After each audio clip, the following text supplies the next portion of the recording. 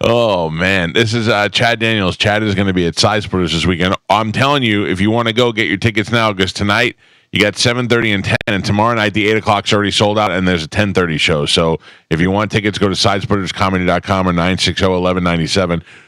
When did you decide to do the podcast together with Kelsey? Well, we were just sitting on the couch talking and laughing. Yes, that's how these come out. Okay, yeah. I have another podcast called Middle of Somewhere, which is the same thing. I was calling my buddy Cy. We do it every week to catch up. Right. We were laughing on the phone. He's like, "Why don't we try to record this once?" So yeah. That's I think the birth of all of them.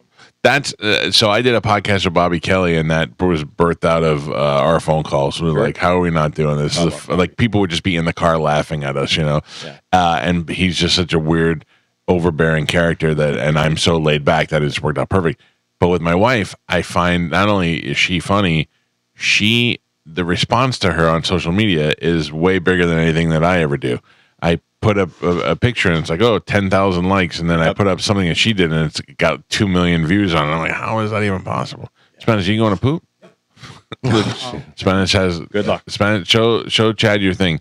Show him if you had a poop stick. Yeah, if he just disappears, I have to know if there's yellow on the top, he's peeing. If there's brown on the top, he's pooping.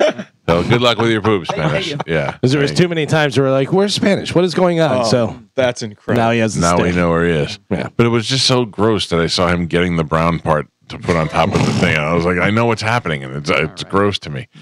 Anyway, all right. So you're an empty nester. Yep. How many kids did you have? 2. So 25. My son's 25 now. Okay. And my daughter's 20 now. Well, I need some advice on this because I have a son who just turned 18. Okay. And although he's still here and just staying home and smoking pot all the time, yep. I fear that he will, mentally he's already gone. Like he's already living somewhere else. Yep. And this is I feel like it's going to all come crashing down. I think that eventually I have an 11-year-old daughter and I like her way more. So I feel like at least I have a backup, Yeah. But when you lose both of them, that's got to be depressing. It was tough. It was tough when my son left, but I still had my daughter. Were you guys really tight? Yeah. Yeah, that's how we were. And then COVID hit. Yeah. And my son and I are so tight, we actually got thumbed by the same doctor. He broke his tailbone senior year of high school playing hockey. I thought you were talking to a proctologist. Well, same. You are. Same. Oh, okay. Yeah. So the team doctor had to go in allegedly and figure out the thing. I got a vasectomy, and the guy goes, "When you get a vasectomy, the chance of cancer in that area spreading is more. So I have to do this." And I was like, "All right, I didn't know." And then this guy. Why is your doctor using the thumb? That's I'm telling you. This guy left town and then ended up going to the Northeast. Got arrested for being a high school coach, the physician that was just done with it. But my son and I are Eskimo brothers. With the doctor? With the thumb. Yeah. Oh, that's hilarious. So that's how close we are. Yeah. Okay, I get you on that. So he left, and then COVID hit, and my daughter stayed home from school because they didn't have it for a while. Right. And we were just like, one AirPod in my ear, one in hers, and we were listening to the podcasts together that you had to listen to for school and all that stuff. So that year brought us even closer. And then when she left, it was rough. I don't know. I don't know if I can handle that because at that point when she leaves, I'll have 2 of them gone, and she's my favorite. So I mean, it used to be like when he was born. My wife said, "Let's have another kid," and I said, "I can't. I like this one too much. I'll never like the other one." And now I don't even like the first one, and I love the second one the most. So that's freaking me out a little bit. Well, wait till she starts smoking pot and just staying around the house. Yeah. Which is probably going to happen either way. No, he's a good kid. We couldn't be more different. I'm a rock guy. He's a rap guy. He's into fashion and all that stuff. I'm wearing gym shorts every day. So he's cool. Thanks for putting it that way. I appreciate you. He's cool and I'm not. So I think he got to that point where he's like, I like you, but I don't want to hang out with you all the time. Thanks for making me. Yeah. You can still drop me off 3 blocks away. Right. Well, actually, I never had that problem with them. Like, they were never embarrassed by me yet, or at least they didn't show it enough for me to tell. And then my daughter, I try to embarrass her, and that I think is starting to work. That's been pretty good. Yeah. I talk to her teachers when I pull up in Carline, and every day she gets in the car, and I go, "How was school?" And she was going to go, "Did anybody mention your super famous dad who's on the radio?" And then when they heard it, she's like, "Nobody knows who you are." And I go, "Okay, one day somebody's going to say something." Well, the other day, the lady that came over. teacher? No, the lady that came to the house and said about. Oh yeah. She had she started middle school about a month ago. Okay, and she knew no one at the school, so she already has friends. And a friend came over, and when I went to go, the lady came to pick up her daughter. I answered the door, and I said, "Hey, nice to meet you." She said, "Nice to meet you. I'm a big fan. I listen every day." And I just looked right at her. I was like, "I got you." She's like, "Oh, brother." Amazing. What else? I made notes. I want to tell you. Oh, the vasectomy. How bad was that? Not bad. No. I mean, other than I lived in a small town, same town I went to high school in. And so I went to high school with the 2 nurses that were in there. That have to deal with all your package and all that? And you have to shave it down to nothing. There really? can't be any hair because they don't want it getting infected or getting in there. Do you find that makes it look more impressive?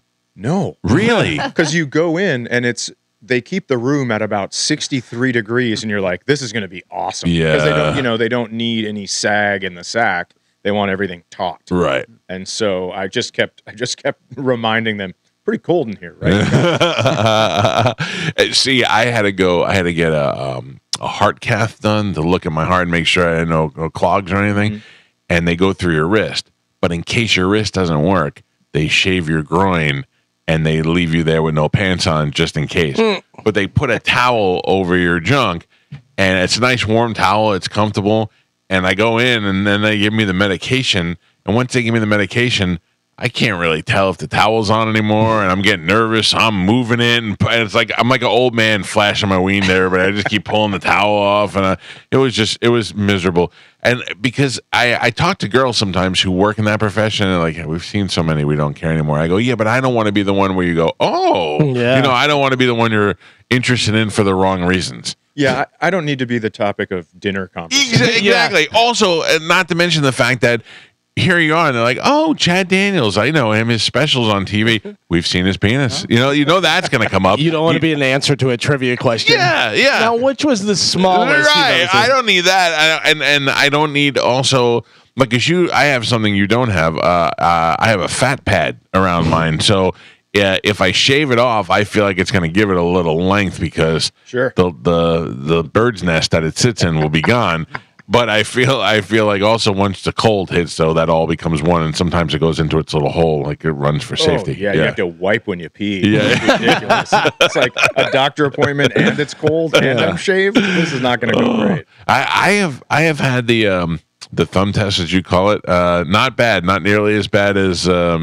I would take that before I'd have to be laying there naked in a cold room in front of nurses. Yeah, it's not bad at all. So when I got that done, it was before. It was at my where I went to make the appointment for the vasectomy. Right. You just want to make sure I was healthy. And so then I look at my phone and realize I'm late. So I got to run out of the hospital. I got to drive across town. I go into the courthouse because I'm late for my own divorce. I was getting this thing for after the divorce. Right. Am I celebrating? And I go in there, and I'm late, so we're standing there, and I'm the only guy in the room. It's my ex, her lawyer, the judge, the stenographer, everybody, female. I'm like, okay, I'm nervous. And then the judge comes out, and she goes, "Mr. Daniels, I see that all you want is 50% custody of your kids. You're not asking for anything else." And I said, "Nope, I just want half and half of that. She can take what she wants. I'll take the rest, whatever." And she goes, And I got so nervous that I'm thinking, I'm not going to get my kids. Right. And she goes, "You may be seated." And I sit down, and I feel the lube squish. Oh, no. I hadn't even completely wiped it out. Right, and I was I started giggling, and it saved me that day. Loosen up a little bit, dude. You're lubed up. Squishing around a little bit. Yeah, sliding around my seat. Oh, that's hilarious. Yeah, I don't plan on getting a vasectomy or a divorce, so I think I'm good there. Smart. I feel like even if I was getting divorced, I wouldn't want the vasectomy, although I don't really know what the full ramifications are afterwards, but I still like to be a guy, like everything works, all the plumbing works as normal. Oh yeah, everything's fine. It's just so how they explained it to me is they take the vas deferens tube, right? cut it, they cauterize it, and then now the sperm part, they just run into that and die. Oh. And so they're absorbed back into your body, but everything else, all the fluids, everything else is normal. Okay, all right. So yeah, then I'm all right. As long as I can still end in fireworks, that's all I care about. Oh, yeah. Ropes, my friend. There you go. All right, that's as long as then you got everything. Yeah. I think that I would. I think I'd just risk it though for the I don't think I could. I don't think I can get her old barren womb pregnant anymore. I think she's getting old too. So I don't know. Wouldn't that be weird if I accidentally had a kid now? I mean, you could easily. It's not like she's younger than me too, so it's not like. I mean, look at like Pacino. Those guys. Oh, that's true. That's 80s that's true. And dropping bombs. Yeah. Right. I don't know. That's not for me. I will help with my grandchildren. I don't know though, because if I'm that rich, then I wouldn't mind having a kid now if I could sleep through the night. You know, if I had one of those overnight nannies, I'd be all right with having a kid now. What was the worst part for me was just losing the sleep. Yeah, but then you have a second grader that's in counseling, and they're like, I'm so sorry your father's passed. It was a tragedy. He was 87. My my sister's 25, and my dad is 75. So somewhere, I'm messing those numbers up, but it's somewhere in that range. Oh, yeah, 50. I mean, that's me, because Kelsey asked me, she's like, what do you think? Yeah. And I was like, oh, really? I don't think so at all. And does she have any kids at all? No. And she's like, well, what happens when you're gone? I go, can we not plan our life about me dying? Yeah. That'd be great. Yeah, you got to think about that. Yeah. You think that's going to bite you in the ass now in another year? She's going to be like, well, it's your fault we don't have kids. Not my fault. I told her. She knew everything. It's literally your fault. She knew everything. Maybe. You're the one who can't have the kids. Yeah, but I told I go, she's worked really hard for her career and everything, and I just go, it's not going to be the same. Oh yeah. Whatever you see from your friends on Instagram, why don't you have them send you the rest of the video? That's right. Yeah, no, it is definitely not the same. I was telling somebody this weekend. I said when my son was born, I was never so happy to go to the grocery store. We have to get. I'll go to the grocery store. Just get the hell out of that house. Yeah, it's an insane asylum for a couple of years. You think Wordle's popular because people love puzzles? It's because they want a half hour on the toilet in silence. Yeah, exactly. That's what it is. There's no better movie than This Is 40 that explains people's lives. The movie with Paul Rudd. Because he's just sitting on his toilet, crapping, playing Scrabble or whatever he's doing, just to get the hell away from everybody. This is Chad Daniels that's here with us. Chad is going to be at Side Splitters tonight, 7:30 and 10. Tomorrow night, the 8 o'clock is sold out, but there is a 10:30 show. One of the episodes I saw on the podcast was you guys were talking about pooping on planes. You travel a lot. You poop on a plane? I don't. You don't? No. I pooped on a plane one time in my life. I don't think physically I could poop on a plane. Like I went when I came back from Vegas this weekend, I started having some rumblings in my stomach while I was on, and I went, this could be a problem. And I walked in the bathroom, and I just squeezed into the spot to see standing if I could do it. And then I thought I could sit on it, but there's no way I'm going to be able to wipe when I'm done. It's just too constricting. Yeah, absolutely. Okay, but I'm way bigger than you, and even you'd feel that way. I would rather die of toxic shock. Just let it poison you from the inside. I would rather have everyone in my weight going, it was so preventable. Why didn't he just go? I did go to Japan. That was 14 hours. And I did have to poop on that flight because when you get on, they're constantly like, have some sushi, have some ice cream, have some this, have some that. And I'm like, all right, this is the greatest ever, first class. And then all of a sudden your stomach's like, now it's time to poop. And you went, I was not thinking about that. But there was a handicap bathroom on the plane, and it was big enough to run in. So I was like, yeah, I'll poop on this plane. This is fantastic. Limped over to it? Yeah. Just dragging your foot. It was great. Yeah. I went in there, and I was like, I stretched out a little bit. So that's the only time I feel like it was acceptable. Yeah, I just don't do it. I mean, I don't know. I think my body knows now. I've been doing it long enough where it just shuts everything down. Plus, what's the longest you're flying? 4 hours, probably? Yeah, so I mean, you could pinch it off for 4 hours. Yeah. Even if that last hour is really a struggle, you know the end is coming soon. Yeah, we're going to fly to Dublin in October and fly back from Paris in November, so we'll see. Dublin's 8 hours. Okay. Right? That's a quick jump. I've been there a couple of times. Okay. That's not so bad. I mean, once you get to New York or wherever you're leaving from and you leave from there, it's a straight 6-7 hours or whatever it is. And then went back from Paris. Yep. I did that too. Didn't poop there. You're okay. You're all right. 14 hours was where you're like, all right. Stay away from Japan. Well, just know as they're giving you all the food and stuff on the flight that at some point it's got to come out. That was the one thing that I didn't think about.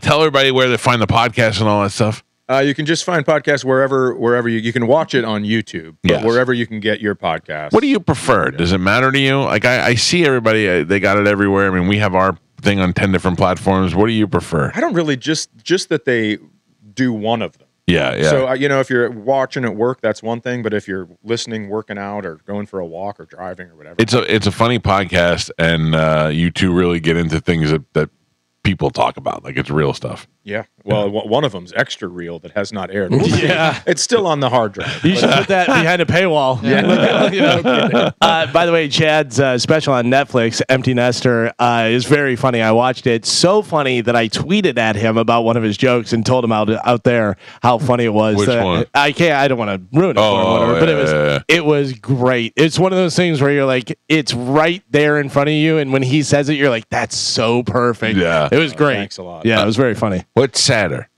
Christopher Reeve, that played Superman, falling and being paralyzed, or Michael J. Fox being all shaky? I think Michael J. Fox, because you're on a horse. Yeah, it's true. You're taking a chance. That's true. You did it. You put it right. We were the other way around, but now you're right. You put yourself in danger. Yeah, Michael J. Fox was just sitting there one day, and he's like, "What the hell's going on with my foot?" Yeah, literally, that's what he did too. Something's shaking over here. What's going on? There's no music playing. What's going on? Oh, that makes more sense. Yeah, and we were talking about being on the plane in the bathroom and stuff. Good luck with the bathroom with Michael J. Fox now. Oh, yeah. I was saying he's got to pee in the bathtub.